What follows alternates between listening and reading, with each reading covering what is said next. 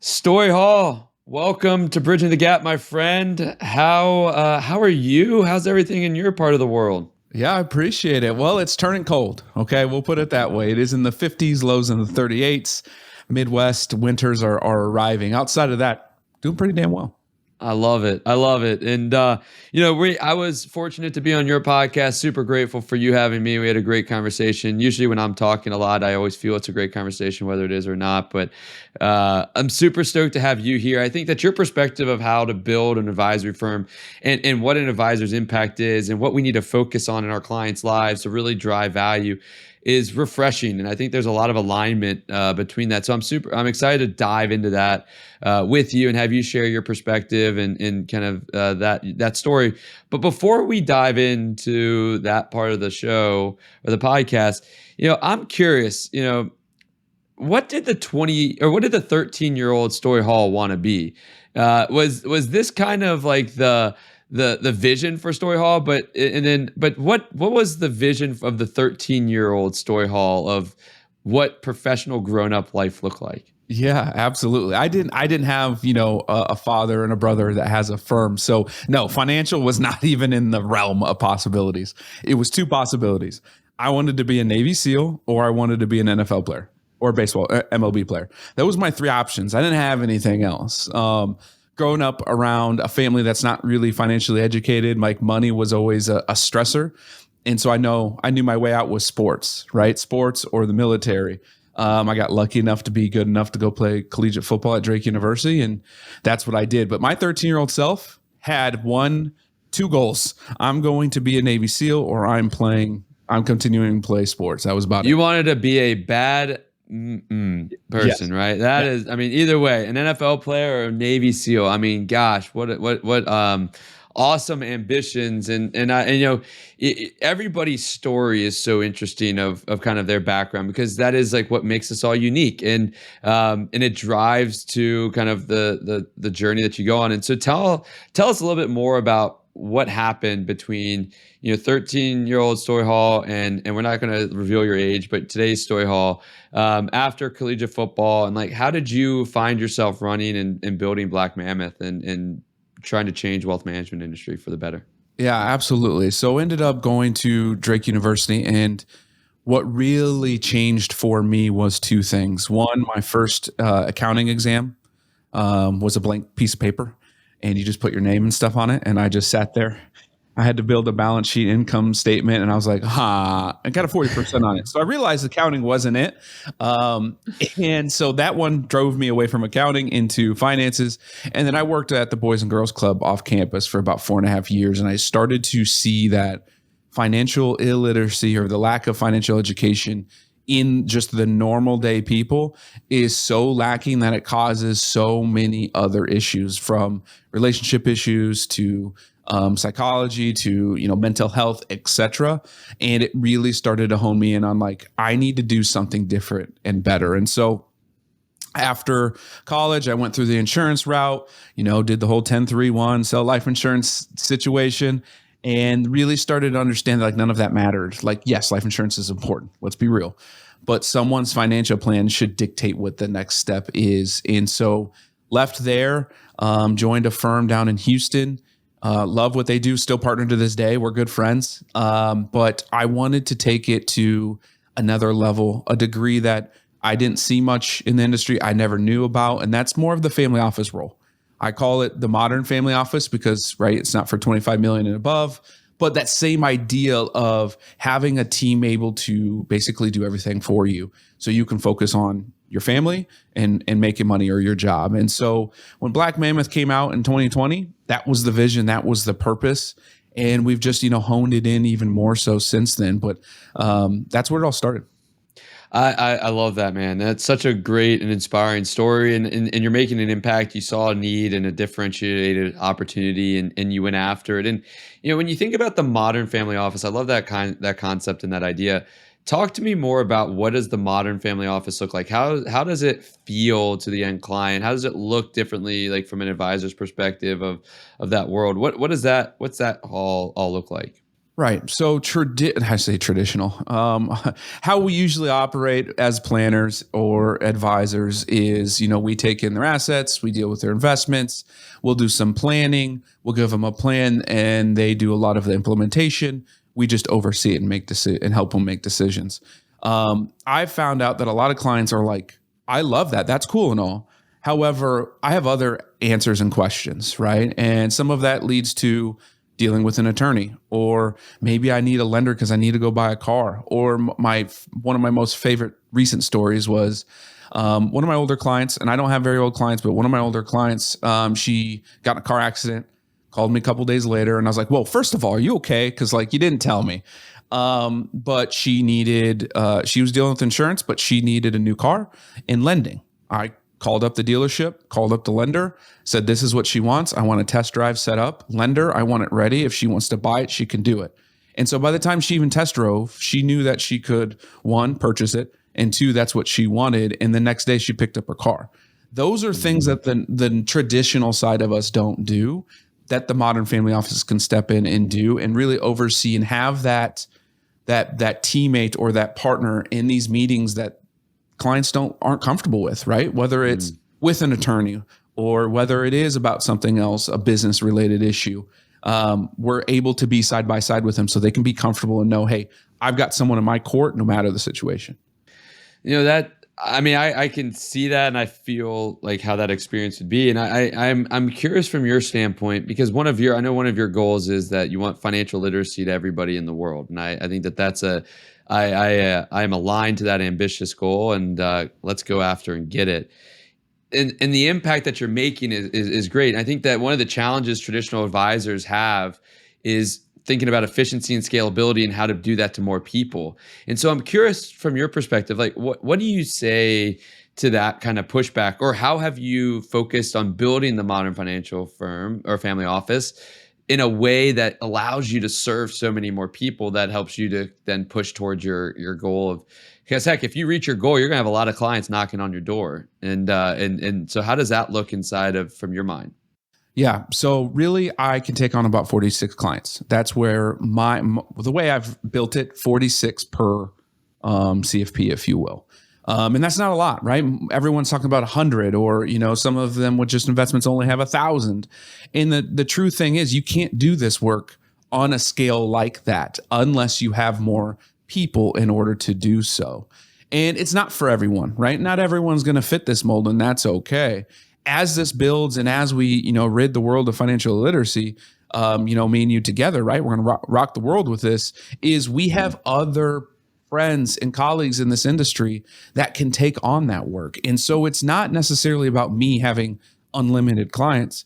It's about getting those clients that want someone to help them into someone else who's a planner who can do that as well, and growing our industry as well, because we need more great planners. There's not enough of us. We talked about that on my podcast.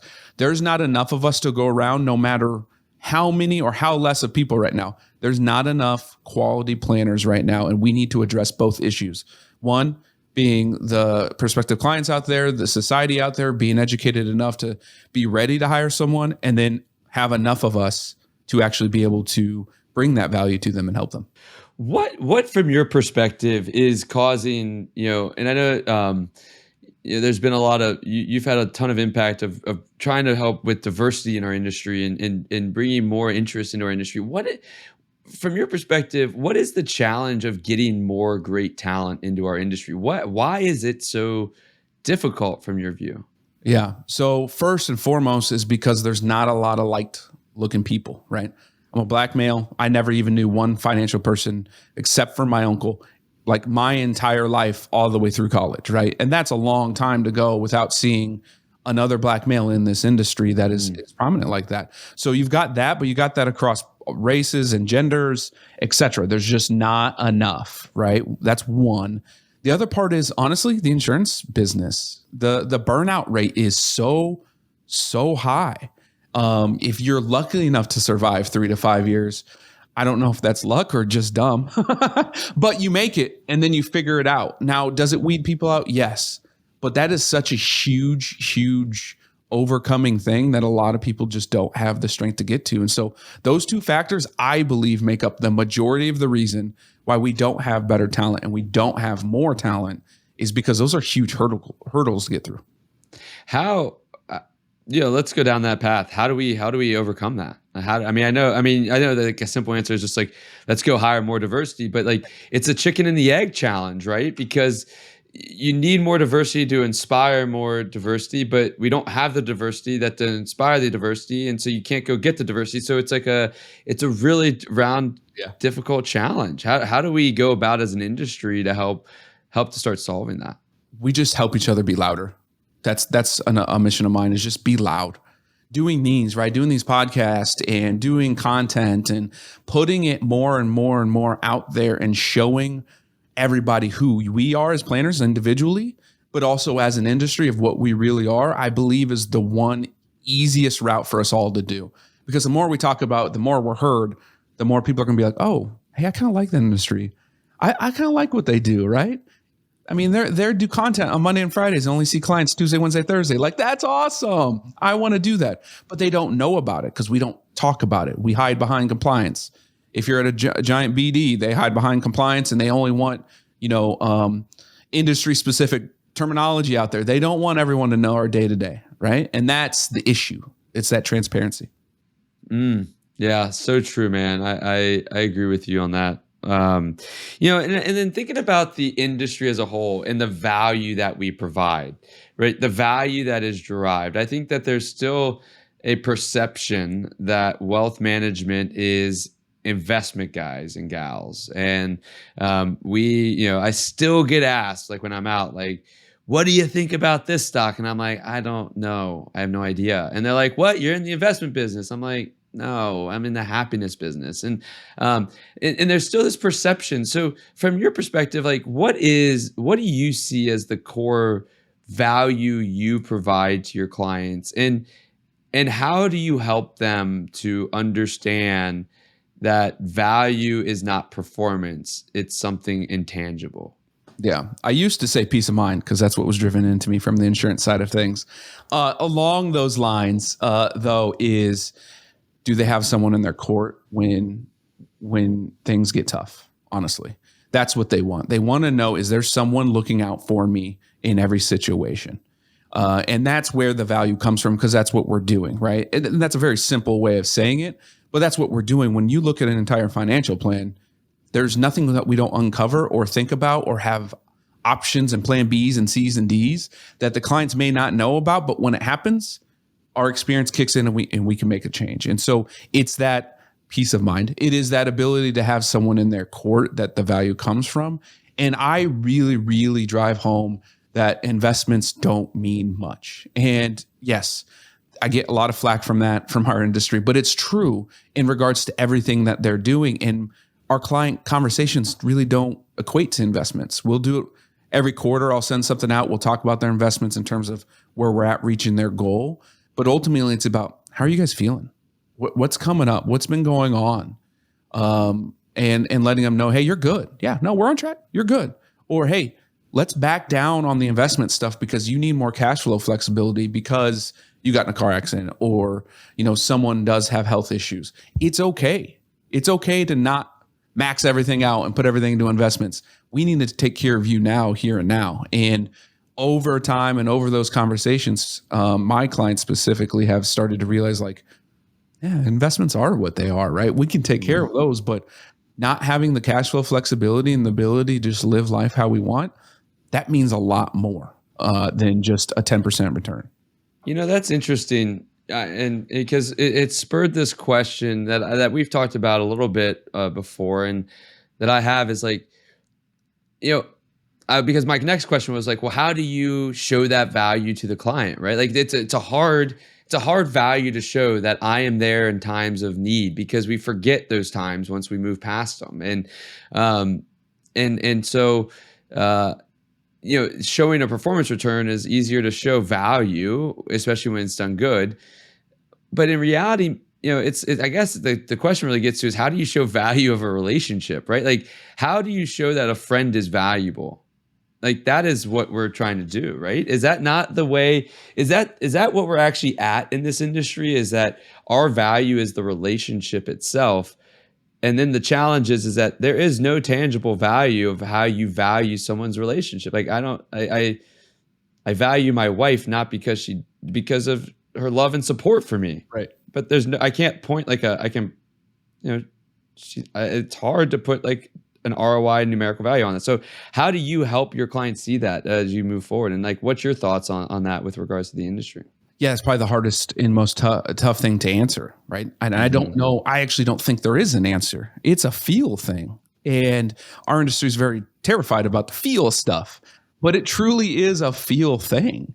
And I've had clients fire me, and I just had a few fire me in the last couple of months because I'm raising my fees for the first time, by the way, in 5 years in January. And my response to them is, I understand that's what's best for you guys. And when I look back at them, they were more focused on the investment returns and all of that and weren't getting the full picture of the value of everything else. And that's okay, ultimately. But did it discredit? Did it do anything in terms of our relationship? No, right? That is a very easier conversation to have with someone that you care about and you're friends with than it is if they're not. And so, yes, you're right. Our industry is now changing to building as much friendship as possible, right? And bringing them into that degree. And that's where the value is. How do you put a number to it? How do you put a finger on it? That's kind of up to your client to feel. And I equate it back to like art, right? That's what we do is art. I look at an art piece and I'm not very artistic and I go, I think my 6-year-old could do that. But it's worth $1.2 million and it just sold for 1.5 and everyone's like, ooh, and I'm over going, I am guarantee I think my son can do that. But it's, in the eye of the beholder and how they feel about what they're getting. And that is what we need to exude out there. But it's also what we all collectively need to tell those stories too. So those people who are out there, those art collectors can see, oh, there's other types of art out there that fit me. And I really love Matt, right? I want Matt. I didn't know he was out there, but I listened to Stoy on his podcast and I love what they're saying. I want to go to Matt, and it needs to be to that point. Yeah, I think that is kind of, I think that is, I think, the hardest aspect of this change that you and I are aligned on is transitioning that not only in the advisor side and how they interact with them, but also in the world perception of when they walk into a wealth manager's office, what to expect. And if they walk in and they then have conversations about their feelings, they're going to be like, where the hell am I? Right? Like, what am I doing? And so it's like that is a massive like cultural shift change that takes decades to do. But the only way to do it is have conversations and not to back away from the challenge that is presented on it, but take it head on and try to figure out how to overcome some of the small bits of it, because there are hurdles in that process. There's huge hurdles, right? I mean, it's emotional. Like it's a huge deal. We have mental health issues in the country to begin with. Throw money on top of that and then I'm going to go talk to my planner and all he wants to talk about is my feelings. Like that is huge. It really is, but it is our duty to try to pull that out as much as possible and really educate people to understand that the decisions you're making are driven by your emotions. And if your money is driving your emotions, then money is driving your decisions. And usually that ends up poorly when money's driving our decisions, right? And we all can feel that. We've all been there. Everybody. I don't care if you're worth $1 billion or negative 100. It doesn't matter. We've all been there. And so that's our job and our duty to pull that out, to help them see that. And once you do, that's where they can start to change or improve their overall lifestyle.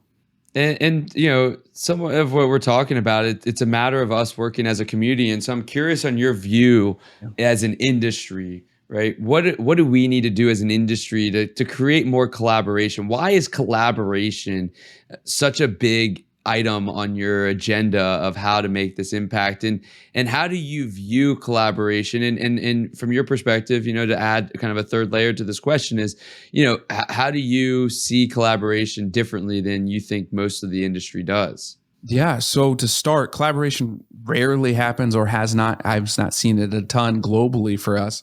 And that's because of competition.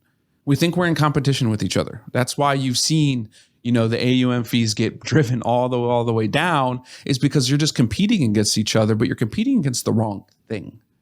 We should be competing against the mindset of our society, not competing against dollars, basically, if you will. And that's the reason we're not seeing collaboration. How I see collaboration happening is we all see a lot of people. We all prospect. There's a lot of people that come in our doors. There's a lot of conversations that we have. And we all know who we really want to work with, right? For me, that is women, minority, LGBTQ, and athlete business owners. That is who I work with, right? Anyone outside of that, I'm going to meet with if I have time. And if I like them and I understand that they want something, I'm going to reach out to my Rolodex, if you will, of planners that I trust, that I would trust with my own money, and say, here, Matt, I just met AJ. AJ's amazing. He's not a fit for me, but I really think he's a great fit for you. So why don't we just have an intro convo real quick? You guys hand off and go to town. That is one easy, very easy way for us all to collaborate. But it takes us having conversations with each other first, right? I can't just go to Twitter and be like, hey, I got a new client. This is what they're like. And then you just get just a million of them jumping on you. No, it really should be a relationship. And we all should be in that, lack of a better term, like a family oriented feel, where I'm in a conversation with someone going, man, this doesn't fit me, but this is Matt. This couple this family is his. And I'm going to do everything I can to guide it that way to make sure that they're taken care of while taking care of you as well. And that's the collaboration I want to see, on top of the fact that we all have our own specialties, right? Throw that into the mix and we should be unstoppable. There shouldn't be one client that goes without a planner. Well, it's a matter of being selfless and having clarity, right? It's a selfless view and a clarity of what you want, and being okay with it. And I think that there is this idea in our industry that we just don't know. And it's not in our industry. It's actually human nature. It's human nature to say, I don't know if I'm going to get another meal. That's like back in the olden days. You don't know if you're going to get another meal. You had to be able to kill another animal. And so you got this mentality, this hunter mentality that you don't know if you're going to get another meal, so you got to take everybody in. And the mentality that you're saying is a world of abundance as opposed to the alternative. And I think that is a shift that needs to happen. And I think you look at the generational shift of wealth. Like it's not a shift of money. It's a number of people that are going to have wealth at that point. $3 million is going to shift to 3 people, each person with $1 million. There's going to be a lot of people to serve, and we all need to do it together. So I am a huge proponent of that. From your perspective, for that advisor, it's like, yeah, I agree with Stoy. Like, let's collaborate, but doesn't really know where to start. Like, how have you gone about building your Rolodex and building up your network to be able to have so many options for these clients that come see you that aren't your fit? Yeah. I'm loud. I'm out there. I do a lot of things, right? That's first and foremost. And the other thing is just having communications and learning about people, whether it's you go to conferences and you meet them, which is great, or just the connections of other people in the industry go, hey, you really need to meet Matt. I mean, that's literally how we met, right? Is from that type of connection too. And then you just start building on that, and you keep building on that, and you start to figure out that, there's a lot of people I care about that are awesome in this. I'm not alone. And once you understand that you're not alone, then it's just about hanging out and having those communications. Now, I believe that you have something a little more, I guess, helpful than I do. And that's the circle thing, where I don't really reach out and help and build people. That's not, my lane. But I'm able to connect those to those, right? And there's multiple ones. And that's where we can really get traction, because there's a subset of planners and advisors that follow me and that we talk that have never heard your name, that have, never heard other people's names. And so, cool. Now I just dip in and now there's 15 more. And we just keep building and building and building, and we keep going and pushing each other, and don't let each other fail out. And that's how you do that. Yeah. Again, it's a selfless mentality, right? It's how do I help other people? How do I open up a little bit more for the betterment of everybody else? And, we need more quality planners, because there's so many people out there. And, to your mission on financial literacy, I'm curious on how we've progressed in the past 5 years on financial literacy. Like how far have we come recently, and how far do we still need to go to get to kind of where you think like, hey, we're good, and why is it such a challenge? Where is the gap happening from your perspective? Yeah. Where have we gone in 5 years? I think we've made some really good strides. Some of that being because there's more of us doing content. I think that's a huge proponent of it. I'm actually seeing where financial literacy is in schools and starting younger and not as hard to get through. I remember back when I started in 2011, we were trying to bring financial literacy and education into schools as a curriculum. And it was like banging on a steel door. Like there's no way to get through, but now you're starting to see those changes and those chinks. And I truly, this always goes one way or another. I loved the pandemic. Okay. I loved it because it forced us to change and adapt. And it really think it hit our industry very, very hard to do so. I loathe the pandemic because of everyone dying and all that. So let's be real there. But it forced us to be more virtual. It forced us to do more educational things that are going on from a virtual perspective in social media, right? And that's why I think the changes happen. Now, where do we and how far do we need to go? Well, it's still not. It doesn't go like English class, math class, science, history, financial literacy. We need to get to that point. We get to that point, I can feel like we've done a pretty good damn job at that. What was your other question? Point to No, that? I think that I think the other question, because I agree with you on all those, and I like to load people up with questions because I tend to forget them after they start talking. I want to have them all out there. But what has caused the gap? What has caused the gap in financial literacy? Because like if we can identify the root, maybe the solution that we're putting in place is more of like we think it's the right solution, but it may not be. Like, what is the root, in your opinion, of financial illiteracy? Oh man, that could be a really deep question. I don't know if I have that, but I will start with just how America started. I mean, we have slavery, we have women's rights, we have all of those issues are a cause, right? And are a root to the issue. But also the other thing is the CFP specifically, financial planning has only been around for like 50 years. And that's a relatively short period of time in human history.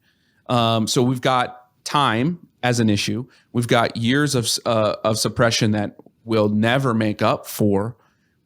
Those two things are the root of it all. How do we attack those? I don't think we can. I don't think we should go back and pull those layers out. What we do is we understand it, we adapt, and we start to do what we can now. And that's what me and you are doing. That's what we're trying to do, is not rewrite history, but write a history now that people can go back to, they can reflect on, they can Google, they can find all of that. But our industry just doesn't have that history either. It's not been around long enough, and it really wasn't written to books. So we have that going against us. Yeah, and I think along with those two, it's also like an access to information, and role models. I think that's one of them, is for anybody. And I also think it's I don't think enough was put on. I think that the story of financial planning and financial literacy has always been analytical and as a right or wrong. But we're dealing with humans, which is psychological.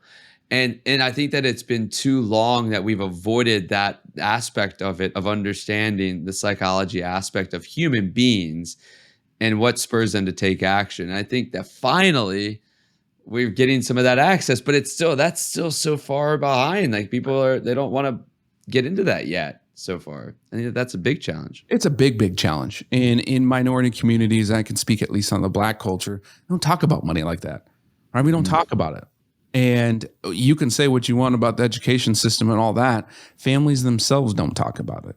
Right? And that's hard. That's going to be, that's a whole generational culture change that someone has to take that and run with it. And how do you do that? I don't have that answer besides stick your neck out and get it done and make sure you can talk about it.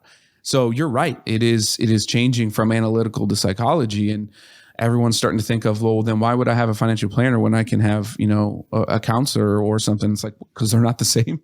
They're not. Like, there's crossover, trust me, and you need both, but they're just not the same. but it's a very tough conversation to have and transition in our society that is happening currently. But it's a tough road.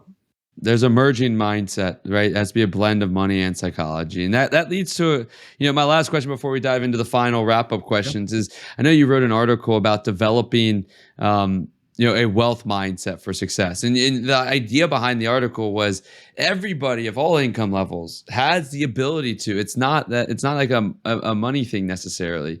So talk to me more about what does that mean to develop a wealth mindset for success from your perspective? Absolutely. Wealth does not equal money. Wealth equals happiness, right? You talked about it. You're in the happy business. It's the same. That's what it is. Wealth has nothing to do with money. It is a tool to help you, but it is not what it is. The story and I bring up, and I think it was in that article, if not, it was in my newsletter, was back in 2011 when I was playing football at Drake University. We went over to Tanzania, and we went over there to play a Mexican all-star team. By the way, they've had football in Mexico as long as we have. Crazy thing. Learned that lesson. But while we're over there, when we first landed, first of all, we arrived and the celebration was amazing. But as we are getting in the buses, a couple things that hit me really hard. One, we were surrounded by the National Guard that had AKs and everything openly just protecting us, mainly because we didn't know, but there was a hit on American heads from Kenya. While we're driving through the streets, it was dusk and things were going down, and you just noticed the women were sweeping their floors, and everyone's like, whoa, what? Okay. They're mud floors. They're mud huts. And I was just like humbled because they're out there sweeping mud floors, yet I don't even sweep my own floor. And I recognize that, and they're happy. They were the happiest people that I've honestly been around. And they don't have a tenth, a hundredth, a millionth of what we have, right? They don't have all clean water. They have mud floors. They don't have, ability for fresh food all the time. And they're in Africa where it's hotter than hell. Like, they don't have these, but they were happy. And that is when I realized that wealth does not mean money. It means happiness and your ability to give to others and take care of your family. And that's the wealthy mindset. When you can start to transition to that, that's when you don't care as much about money. You don't care that, oh, I got to take off a week of work. You don't have that angst of, oh no, it's Sunday night, I've got to go to work. You're just happy, right? And happiness equals wealth. Yeah, I couldn't be more aligned with you on that. I love that, man, and what a great story about you and the Tanzania story. That's a really eye-opening story. Before I let you go, we could talk for hours about all this stuff, happiness. I mean, we talked. This is now going on a couple hours from your podcast and our podcast. So. I always like to ask all of the guests on Bridging the Gap of, I'm a lifelong learner. I'm constantly curious and want to learn from people that are much smarter than me. And I do that by reading. I love reading is one way I do it. So I always like to ask my guests, what's one book out there that you think everybody should read if they haven't, or reread if they've already read it before? Yes, absolutely. So let me pull it up because I'm a very terrible with names and titles. So I didn't want to forget this. And it's one I'm currently reading. It is called Purpose. The Purpose Factor by Brian, and I cannot pronounce her name, Brian Boucher, if you will. And it is phenomenal. Even someone who I thought I knew all my purpose, right? It aligns you to understanding who you are, what you really want to accomplish, regardless of the factors that are out in life. Right? Our purpose seems to be aligned, right? I can get that feeling. And so our purpose is aligned, but what did it take to get there? And we alluded to that a little bit on my podcast with you of it took you some time and some failures to get to where you figured out your purpose. So it's phenomenal. No matter what industry, whatever it is, The Purpose Factor by the Bouchers. I love that. The Purpose Factor. I might have to get that on the shelf and start reading it. That's amazing. Last, thing I want to leave our audience with is, we talked about a lot, and, I always hope to leave someone with actionable insights or actionable advice. And so what's the one thing that you hope that's actionable, that you hope our listeners take away from our conversation today, where we talked about so much? Yeah, I hope it motivates them to take that step. I believe there's a lot of them on the fence that have listened and are watching and want to take that next step to become, I guess, more involved with emotions. I hope this motivates them enough to take that step and to move forward. My saying in life is you win some, you lose some, but just keep moving forward. Yep. You can't accomplish the next thing if you don't take the next step. So keep it going, man. Stoy Hall, you are an incredible person. Glad to have you part of our industry and our team here as well. I know that many people are going to be inspired by you and your story and want to continue following you, whether they want to work with you, interact with you, be part of your Rolodex. What's the best way for people to stay involved and continue to follow you and get connected with you? Absolutely. You can find me on all the social medias, so go ahead. I'm on all of them. But as simple as just going to blackmammoth.com and emailing me is very easy too. But you can hit us up on all the socials. I'll be there. And you're communicating to me, so I'll be the one messaging right back. I love it. Stoy Hall, keep doing the good work you're doing, my friend. And let's keep this thing going. Appreciate it. Thank you.